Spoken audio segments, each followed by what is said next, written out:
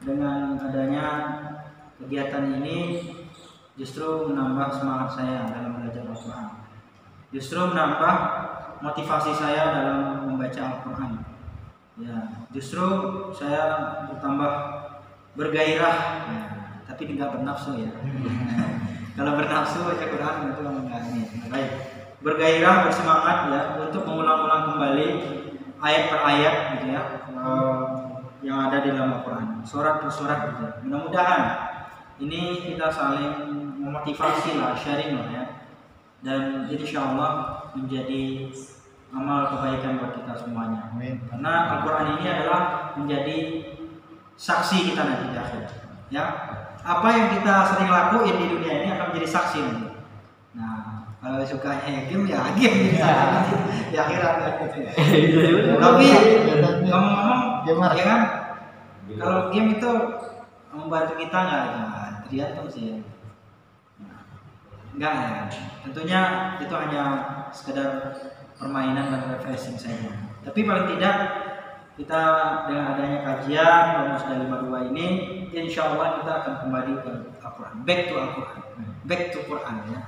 Jadi insya Allah, jadi Al-Quran itu ya'ti yaumal qiyamah ya, lashabi syafi'an, syafi'an li ashabi. Jadi ya'ti yaumal qiyamah, datang di hari kiamat nanti Al-Quran akan datang kepada orang yang sering bacanya, membawanya kemana-mana, menghafalnya, mengamalkannya, nanti akan datang ya, menghampiri kita,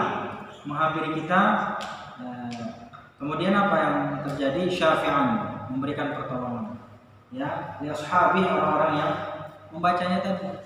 Jadi alhamdulillah ini sambil kita nabung nih ya, sambil kita nabung ngisi saldo ya, saldo kita setiap malam Kamis gitu. Untuk apa? Untuk akhirat kita nanti. Insya Allah Al-Quran akan menjadi penolong kita nanti. Al-Quran akan menjadi pembantu kita nanti, membantu kita nanti di yaumul qiyamah. Jadi ini sekedar motivasi ya sebelum kita mengawali dan memulai tadarus kita. Insya Allah setiap huruf ya, setiap ayat, setiap surat akan datang membantu kita, menolong kita nanti di yaumul qiyamah, sehingga kita ya tadinya mungkin masuk neraka gitu ya karena banyak dosa gitu. Ya kan, pikir aja ya. Kita pikir aja gitu dosa kita berapa gitu. Nah, paling tidak yang seminggu ini mungkin bisa menyelamatkan kita gitu. Ya, sama kita semuanya banyak dosa gitu. Bahkan mungkin yang makin banyak ilmunya makin banyak dosanya gitu. Karena makin banyak kita tahu, nggak banyak kita amalin, makin dosa kita. Orang yang makin banyak tahu dan makin banyak makin kurang amalannya, maka makin banyak dosanya. Karena dia makin banyak tahu. Orang yang paling tahu, orang yang paling berilmu adalah orang yang paling banyak dosanya. Kalau ilmunya nggak diamalin. Kalau teman-teman mah dikit, lagi masih adik gitu. Tapi bukan ABG itu lah. Ya alhamdulillah. Jadi teman-teman, saya senang sekali. Mudah-mudahan kita istiqomah terus. Pesan saya mudah-mudahan sampai paling tidak sampai berumah tangga masing-masing. Nah, syukur-syukur nanti kalau masih berumah tangga kan masing-masing bawa pasangan ya kan, keren itu ya. Nah, digandeng gitu yang kita ngaji ya mana sama insyaallah melaksanakan ya. Masya Allah, luar biasa gitu. Ternyata pasangannya juga dapatnya di tempat ngaji gitu. Oh, tempat jadi nggak apa-apa. Kalau nyari pasangan itu ya jangan nyarinya di TikTok ya. Ente salah kaprah itu. Meskipun ada ustadz yang viral gitu ya, teman saya juga tuh. Dia ketemu di TikTok, nggak ketemu juga sih ya, di aplikasi TikTok, kemudian langsung ta'arufan. Tapi untung-untung syukur-syukur langsung nikah. Kalau cuma diajakin ta'arufan kenalan doang ya kan, ujung-ujungnya apa? Nggak tahu kita ya. Ya, saya cuma tahu doang. Saya nggak punya aplikasinya, coba aja ya. Ya, saya haramin. Saya paling kalau punya aplikasi itu YouTube, Instagram, Facebook, cuma ini doang. TikTok, apalagi yang namanya tweet yang awal-awal T ya. Ya itu, ya TikTok, tweet, ya itulah pokoknya ya. Nggak apa-apa lah, pokoknya yang baik-baik kita kita bisa gunakan. Ya, ngaji di TikTok bagus nggak? Bagus, boleh, tidak masalah. Jangan pikiran kita, mindset kita yang cuman berapa detik itu gitu. Kan TikTok kan detik aja kan? Benar nggak? TikTok kan cuma berapa detik. Kalau kita ngaji berapa detik itu kan jadi pahala itu. Berapa banyak orang nonton kan? Kalau orang sebel dengan TikTok, dengan tayangan kita, dengan konten kita, dosa dia kan gitu. Kita dapat pahala terus gitu. Jadi manfaatinlah aplikasi itu. Macam-macam aplikasinya, saya nggak hafal. Tapi yang jelas kalau Instagram, Facebook sama YouTube, saya yang 3 itu aktif. Jadi makanya saya agak narsis gitu ya, kalau di mana-mana ceramah, bikin konten, bikin apa aja. Ini aja tadi aja saya bikin konten tutorial bikin camper van ya, bikin meja itu di mobil, bikin. Insya Allah ada yang videonya nanti sebuah. Jadi saya bikin apa saja, hal-hal yang bermanfaat tentunya. Insya Allah itu akan menjadi berkah. Baik teman-teman semuanya, panjang ya pembukaannya, mohon maaf banyak candanya. Hari ini kita akan berbicara tentang kepribadian Nabi ya, karena berbicara Isra Mi'raj. Kalau berbicara Maulid Nabi, jelas bagaimana kita memperingati bukan hanya kelahirannya aja, tapi bagaimana umat Islam ini kembali kepada ajaran-ajaran yang dibawa oleh Nabi. Itu tujuannya. Ya, jadi bukan hanya sekedar rutinitas, ya kan? Bukan hanya seremoni, gitu ya, bukan hanya aktivitas yang bersifat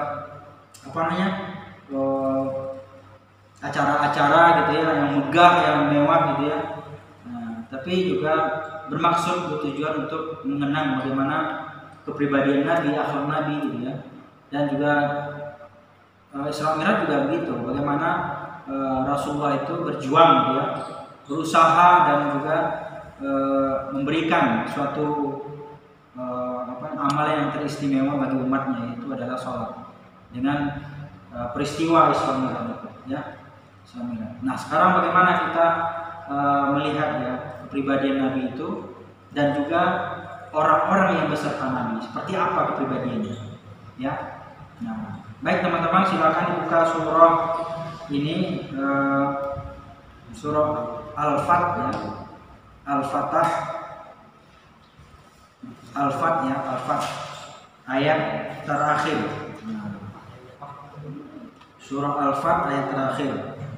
Ya, teman-teman silakan dicek surah Al-Fat setelah surah Muhammad ya, ayat terakhir.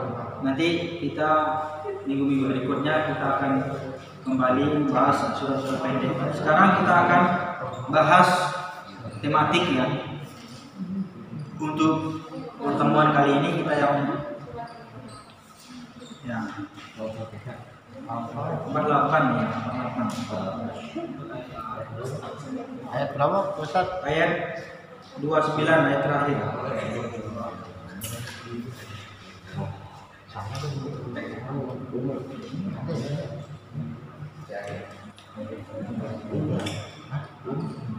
Ini menarik nih kalau kita bahas nih. Bagaimana ya, kaitannya dan relevansinya dengan kondisi saat ini gitu ya, mengenai surah yang kita baca, yang akan kita baca ini. Bagaimana sudah ketemu ya?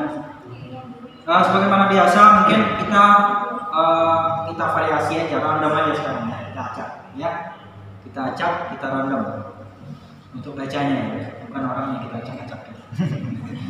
Baik, tapi terlebih dahulu mari kita bersama-sama membaca ya, dan simak bacaan saya. Kita mulai dari ta'awudz ya, ta'awudz. Kalau udah ketemu silakan disimak sambil yang lain mencari-cari.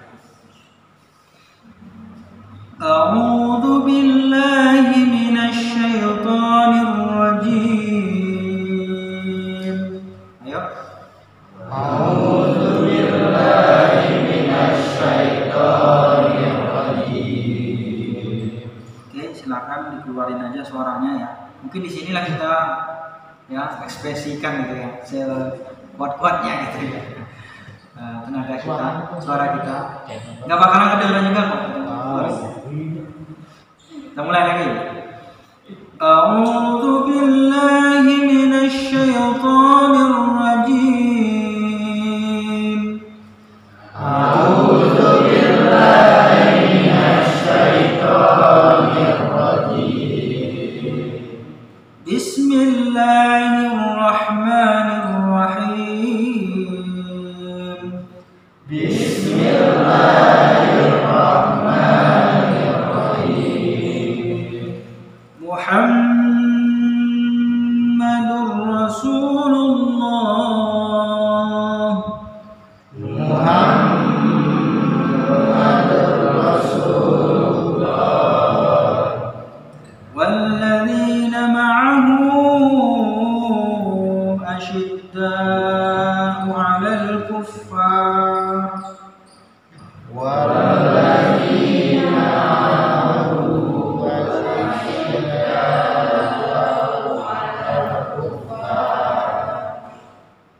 Ya, jadi apa namanya?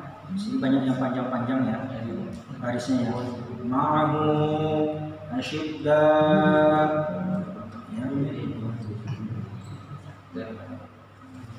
ya, kita ulang lagi. Walladzina ma'ahu asyidda'u 'alal kuffar.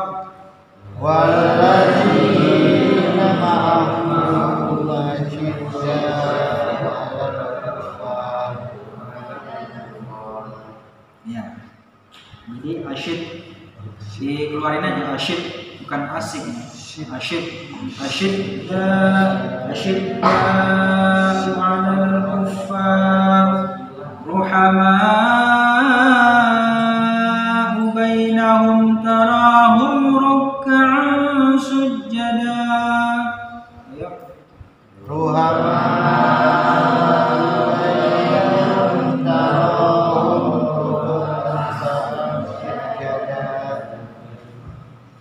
تراهم ركعا سجدا يبتغون فضلا.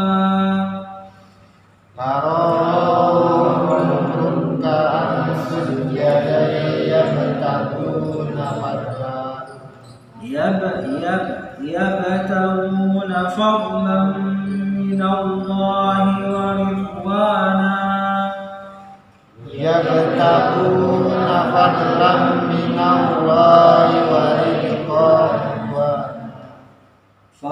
Nggak boleh fadl ya, nggak boleh fadl. Kalau ini kan bukan qalqalah, agak kegantung gitu. Fadl.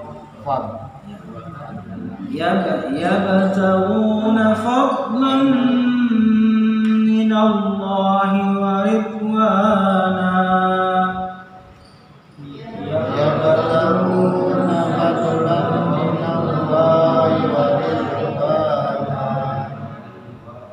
Simahum fi wujuhihim min atharis sujud. Simahum fi wujuhihim min atharis sujud. Mana tadi asalnya kencang. Panjang. Jadi min atharis sujud. Oke, sampai situ aja. Oke, Bang Ali deh, mulai sampai situ aja. Nah, nggak usah sampai selesai. Min, sa, itu yang mana tuh? Sa, sya. Oke, so, ya. A'udzu billahi minasy syaithanir rajim. Bismillahirrahmanirrahim. Muhammadur Rasulullah. Ada senang. Muhammad. Kan pedas ya. Muhammadur Rasulullah. Muhammadur Rasulullah. Terus Walladzina ma'ahu asyidda asyidda'u 'alal kuffar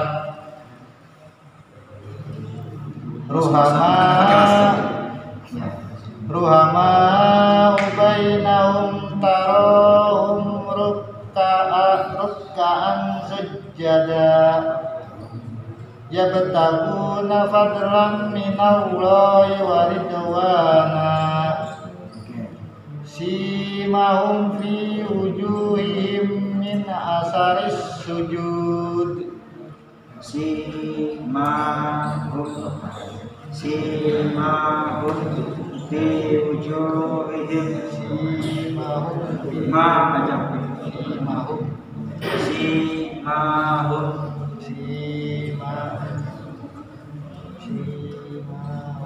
Nah, paling atau enggak? Ya, yang dulu. lengkap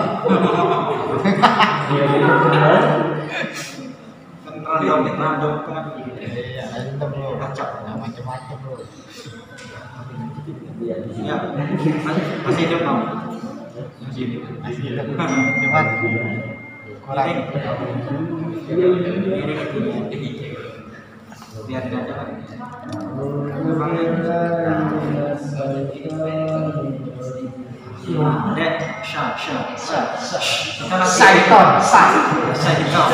Karena syaitan itu nggak greget syaitan, syaitan, ya, ya.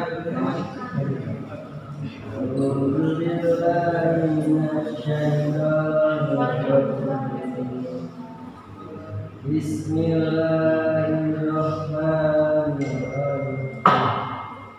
Muhammadur Rasulullah.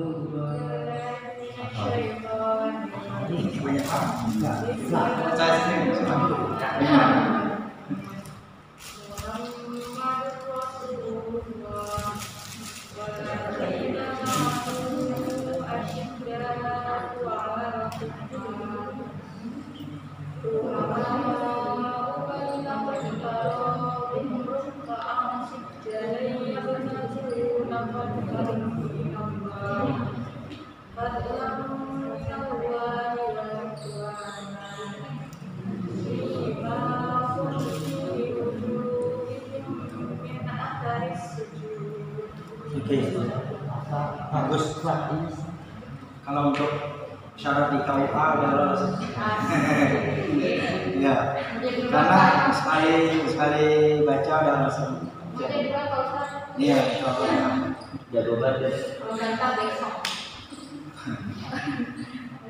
Yang penting teman-teman semuanya udah bisa baca. Nah, disinilah kita sebenarnya tadarus itu baca.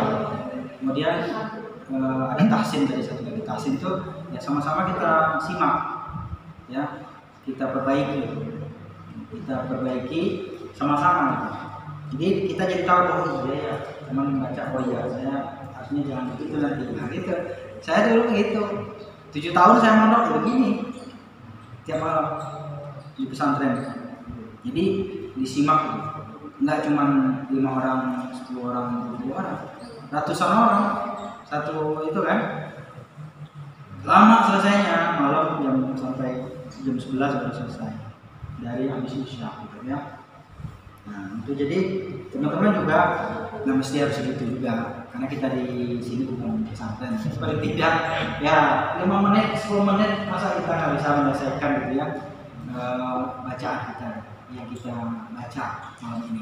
Jadi oleh karena itu saya juga karena ada guru-guru juga ya ada tugas ngampus gitu, jadi harus cepat-cepat juga mengclearkan. Jadi makanya teman-teman diacak-acak bacaannya, nggak susah semua. Ya pokoknya variasi aja lah, suka-suka, ya kan. Intinya bagaimana kita membiasakan bacaan Quran kita ini. Mungkin dengan cara beginilah kita bisa ngaji gitu ya, baca Quran gitu. Kalau nggak ada cara ini mungkin nggak tahu juga kita di rumah kita seperti apa, ya kan. Boro-boro kadang-kadang kita baca Quran gitu. Mungkin ya nggak sempat lah gitu. Ya mudah-mudahan lah mudah-mudahan saya salah ya. Mudah-mudahan teman-teman di rumah seperti yang saya sampaikan, tapi tetap begini. Oke teman-teman semuanya, kita tadabburi.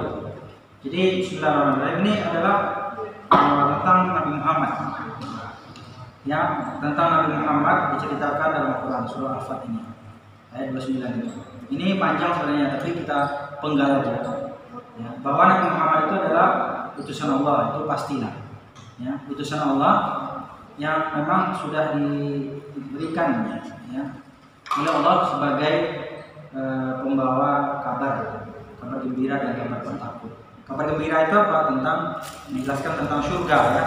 Kabar pentakut itu apa? Menjelaskan tentang siksa neraka. Orang Arab itu ketika menjelaskan tentang surga dan Al-Quran itu dia senang, happy, ya happy. Tapi kalau bercerita tentang neraka dia pasti nangis. Karena begitu membayangkan api neraka itu panas banget, ya panas banget. Jangankan di neraka gitu. Ini kalau kita di ruangan ini kita tutup semua pintu, ya kan, jendela kita matiin AC kipas gitu. Itu terasa panas banget. Itu baru di dalam musola ini. Padahal musola ya, ya. Bagaimana kalau misalnya di basement di bawah gitu ya, nggak ada angin, nggak ada ini, ditutup rapat-rapat gitu ya, nggak ada apa, ventilasi dan nggak ada saluran hawa segala macam ini, panas. Itu di basement. Bagaimana kalau misalnya di dalam ruangan lagi gitu, di dalam ruangan yang sangat gelap gitu, nggak ada udara, nggak ada ini hawa, nggak ada cahaya, nggak ada AC dan lain-lain, lebih panas. Yang realistis saja deh, panasnya api neraka itu ya nggak sebanding lah dengan panasnya dunia ini. Kalau ibaratkan ya api dunia ini hanya bunga-bunganya neraka ya. Satu percik, nah itu api dunia. Satu percik, pernah nggak teman-teman merokok atau orang merokok? Pernah kan api rokoknya kesentuh dan atau ini kemudian dipercikan terbang gitu ya? Pernah nggak itu? Banyak itu kan? Nah, api neraka itu satu percikan itu, nah itu udah apinya dunia ya. Bayangkan itu panasnya, cuman dikit doang gitu. Nah, itulah ibaratkan. Jadi oleh karena itu, ketika kita berbicara tentang Al-Quran, ketika bahagia diceritakan tentang surga, kita bahagia. Ketika diceritakan neraka, kita jadi ingat ternyata dunia ini ya yang kita rasakan saat ini panas ternyata belum seberapa jika dibandingkan dengan neraka. Kalau nggak percaya nanti panas neraka itu ya silakan dinyalain kompor, duduk di atas kompor. Tapi jangan pakai jampi-jampi. Muhammad Rasulullah walladzina ma'ahu asyiddaa'u 'alal kuffar. Jadi Muhammad itu adalah utusan Allah dan orang-orang yang besertanya adalah orang-orang yang asyiddaa'u 'alal kuffar, tegas terhadap kekafiran. Di sini ada dua hal nih, ada orang yang mengartikan ekstrim keras terhadap orang kafir gitu ya. Itu sebenarnya penerjemahan seperti itu tidak baik sebenarnya. Nanti salah tafsir lagi kan. Nah, kelihatan orang kafir ditonjok-tonjokin semua. Bukan begitu ya. Atau diajakin tawuran gitu ya. Anak-anak mana lo? Apa agama lo? Gua kafir. Apa lo? Bahasa dia. Minta dia bawa parang. Jadi, oh iya Pak, lanjut Pak. Jadi oleh karena itu bukan itu maksudnya. Artinya apa? Orang Islam, apalagi kita pemuda-pemuda ini, kita harus tegas terhadap semua bentuk kekafiran-kekafiran itu. Termasuk juga hal-hal yang membuat kita yang budaya-budaya yang membuat kita lalai, budaya-budaya kafir. Ya, mulai dari pergaulannya, pakaiannya, ya kan, konsumsinya, kan gitu ya. Kan ada tuh F ya, berapa F itu? 3 atau 4? Fashion, food, lagi. Nah pokoknya flying, ngarang gitu. Pokoknya fashion itu kan pakaian, mulai dari pakaian, kan? Kemudian apa lagi? F yang berikutnya tadi makanan food, kan? Nah, ya permainan, ya macam-macam lah. Pokoknya ada tuh, saya lupa, banyak F itu. Dan mulai dari food tadi, mulai makanan, fashion, pakaian. Ya memang kita ke barat-baratan gitu. Ke barat-baratan. Padahal kita juga kadang-kadang, oh saya nggak ke barat-baratan Pak gitu. Saya ke Korea-Korea gitu ya. Ada juga gitu ya. Sama aja kan ya orang Korea juga. Maksudnya orang Muslim juga gitu ya. Maksudnya orang kafir juga. Artinya apa? ya orang-orang Islam itu, pemuda-pemuda itu harus tegas menolak hal-hal begitu aja. Makanya kita datang ke kampung kita hal-hal yang tidak sesuai dengan ajaran Islam, ya, sebenarnya harus kita tolak. Makanya itulah hebatnya salah satu yang saya salut dari Sumatera Barat itu ya, kampung saya sendiri maksud saya. Itu dia tidak menerima yang namanya Indomerit, Alfamerit, Alfamedi, ya, Alfamedi gitu ya. Ya, kan kalau langsung sebut namanya ya. Tapi itu ya Indomerit, Alfamerit nggak diterima itu. Di Padang itu nggak ada satu pun nggak. Coba kalau cari ada. Jadi memberdayakan ekonomi masyarakat. Dimana masyarakat itu tumbuh ya, membangun supermarket sendiri gitu. Nah, nantinya dengan dana-dana yang dari mereka gitu. Jadi nggak ada itu. Termasuk juga mal-mal besar seperti kita di Jakarta punya orang-orang yang bukan punya kita orang Islam. Tidak salah gitu, bekerja sama dan bermuamalah dan berbisnis dengan orang yang bukan orang Islam. Itu halal-halal saja dan sah-sah saja dalam Islam. Tapi bagaimana ya di saat ketika mereka itu memasukkan produk-produk mereka, maka juga akan masukkan budaya mereka, ya kan? Contoh misalnya makan gitu. Ya, karena biasanya orang kita Indonesia kan makan duduk gitu ya, sopan apa gitu ya, ngajak kaki. Ini gara-gara kita makan masak di situ, masak di situ, beli di situ ya kan, kemudian akhirnya apa? Makan jalan ya kan, orang berdiri dan segala macamnya nggak jelas gitu ya. Ada kita udah hilang. Kenapa? Karena udah ada ya, budaya-budaya luar, budaya yang masuk ke dalam budaya-budaya lokal, budaya kita yang senantiasa ya seringkali kita lupa menganggap itu hal yang seperti saja. Nah ini teman-teman ya, tegas menolak kepada segala bentuk kekafiran, kekafiran dan kekufuran. Ya, dan kemudian berkasih sayang, rahmah bainahum, berkasih sayang di antara mereka. Nah, itu. Jadi kalau sesama orang Islam kita harus ya berkasih sayang. Nah, di sini saya terjemahin lagi ya. Tadi kita kan menolak tegas terhadap produk-produk non-muslim lah ya kan, ekonomi non-muslim lah dan segala macamnya. Nah sekarang bagaimana kita menghidupkan kan gitu ya? Kita peduli dengan warung-warung tetangga kan gitu ya? Ya, nah, kita kadang-kadang enggak, dikit-dikit belajarnya dari Indomerit, Alfamerit gitu ya, ya kan? Alfamerit gitu ya. Nah, dikit-dikit sana gitu ya. Nah padahal sebenarnya di sekitar kita, di tetangga kita itu warung berjajar gitu ya. Nggak ada kita kadang-kadang peduli. Makanya kalau saya sekarang udah saya biasa gitu.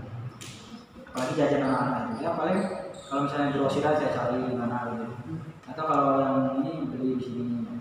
Ya di mana aja, pokoknya hampir semua warung-warung ya saya jajar, saya apa aja, jajan aja gitu. Pokoknya belanja sana, pokoknya di mana-mana. Ya termasuk yang tadi khilaf juga masuk juga kayak yang berhasil tadi ya. Ya karena mau nyari skripnya katanya gitu ya anak-anak. Ya karena di luar biasa kan. Itu teman-teman ya. Jadi ketegasan kita terhadap ya produk-produk orang-orang yang non muslim. Dan kemudian kita berkasih sayang, peduli kita terhadap orang-orang yang ada di sekitar kita. Ya. Jadi ini tafsirannya lebih luas sebenarnya, lebih aplikatif gitu, lebih relevan dengan kondisi kita. Jadi bukan hanya tekstual aja, tapi kita harus melihat kondisi yang ada di sekitar kita. Ya, bagaimana kita harus peduli dengan tetangga kita. Ya, orang saudara kita yang paling terdekat adalah tetangga-tetangga kita. Makanya tetangga kita harus kita bantu, peduli kita. Ya, la yadkhulul jannah.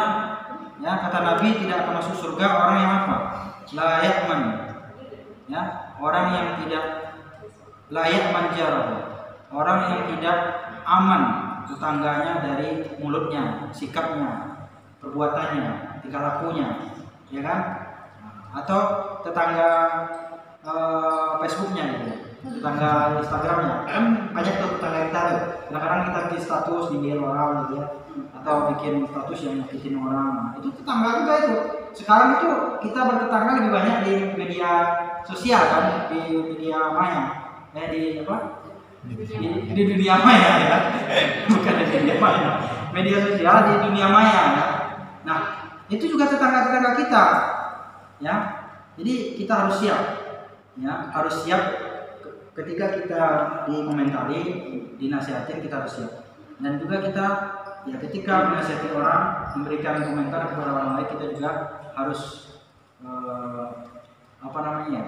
timbang-timbang dibawakan ke dalam diri kita. Nah, ini pantas nggak? Taruh merupakan sujada, dan kita lihat mereka itu rukuk dan sujud sholat maksudnya, ya. Ya bertahun fadlan min Allah, dan kemudian mereka mencari karunia Allah gitu, rezeki, berusaha, ya. Ya bertahun fadlan min Allah ya Rabbana, dan juga mencari keriduannya. Jadi intinya adalah bahwa sebagai umat Nabi Muhammad ini, jangan kita ngaku-ngaku umat Nabi Muhammad tapi kita nggak tegas terhadap, ya, bentuk kekafiran, kekufuran, kemunafikan, kezaliman, gitu, ya. Dan juga jangan sampai kita tidak berkasih sayang, ya, tidak toleransi, ya, tidak menghargai, ya, tidak saling membantu. Kemudian marilah kita sholat bersama-sama, beribadah bersama-sama, ya. Kemudian mencari karunia Allah, ya, bersama-sama, tidak boleh saling sikut, saling zalim, tidak boleh, ya, mengambil hak milik orang lain, ya. Karena itu semuanya adalah tujuannya kita untuk mencari ridha Allah. Jadi dunia ini kita jadikan sebagai, ya, sebagai jalan untuk mencari ridha Allah. Simahum fi wujuhihim min asari sujud, ya. Min wujuhihim fi min asari sujud. Jadi di wajah mereka nanti di yaumil qiyamah, orang-orang yang tadi pengikut Nabi Muhammad yang setia tadi, ya, yang tadi yang baik tadi, yang berkasih sayang, yang tegas terhadap semua kemunafikan, kekufuran, kekafiran, ya. Nah, maka mereka akan bercahaya, ya. Jadi orang yang bercahaya wajahnya itu bukan di dunia ini gitu, ya, tapi juga nanti di akhirat. Bukan hanya di dunia. Mungkin di dunia biasa-biasa aja gitu, gelap aja wajahnya, kayak lampu yang harga murah itu, ya, 5 watt lagi gitu, ya. Nah, murah belinya. Nah, redup lama-lama, redup, akhirnya plong pecah, mati gitu. Wajahnya kalau begitu. Di dunia mungkin bisa saja kita gelap wajahnya gitu, nggak bercahaya gitu, ya, nggak ada tanda-tanda kehidupan di situ gitu, ya. Tapi yakinlah ketika nanti di akhirat gitu, ya, Allah SWT akan memperlihatkan wajah kita berseri-seri, insya Allah, ya. Di dunia ini mah bisa aja dipoles-poles gitu, ya kan, dikasih visor kayak apa gitu, ya, kasih apa gitu, ya, ya macam-macam lah. Kalau di dunia ini bisa dipermak gitu, tapi kalau di akhirat nggak bisa. Itulah hebatnya orang-orang yang setia mengikut Nabi Muhammad, sifat-sifat Nabi, mereka akan menjadi orang-orang yang bercahaya wajahnya. Bukan orang-orang yang min asari sujud itu ada bekas sujud, ya, kata orang. Ada juga menafsirkan di dunia ini keningnya sampai hitam gitu, ya. Ini berbagai macam tafsiran, ya. Tapi menurut saya bukan masalah hitam atau hijau yang keningnya itu, ya. Bukan masalah. Kalau hijau harus ditanjak. Bukan masalah itunya, ya, bukan masalah itunya gitu. Ini misalnya ada itu. Apalagi kalau di Arab tuh banyak banget. Karena sujudnya lama, terus karpetnya keras, ditambah pasir banyak lagi, ya. Jadi itu bisa ini tuh melepuh itu kening itu. Ya, hitam banget tuh. Banyak tuh. Ustaz juga banyak yang hitam kening. Saya bingung juga tuh, tak pakai apa ya. Yang mudah-mudahan itu tanda-tanda min asari sujud tadi, ya. Tanda sujud, karena banyak sujud gitu, ya. Banyak sujud, banyak ibadah, ya kan? Banyak lama sujud, lama banyak beribadah, ya. Dan itu menunjukkan bahwa dia orangnya ahli ibadah. Mudah-mudahan kita berhusnuzon saja. Nah, banyak juga dulu ada teman saya waktu di pondok itu dibikin itu, dibekam warnanya itu. Kalau kamera, ya. Habis itu diiringi sama silet kan, bekam lagi, bro. Iya benar, hitam, udah hitam kan. Tapi nanti kan juga seminggu hilang kan. Oh, nanti dibekam lagi. Karena apa katanya? Min asari sujud. Tanda-tanda sujud bukan, itu tanda habis dibekam. Oke teman-teman, itu barangkali diskusi kita. Allah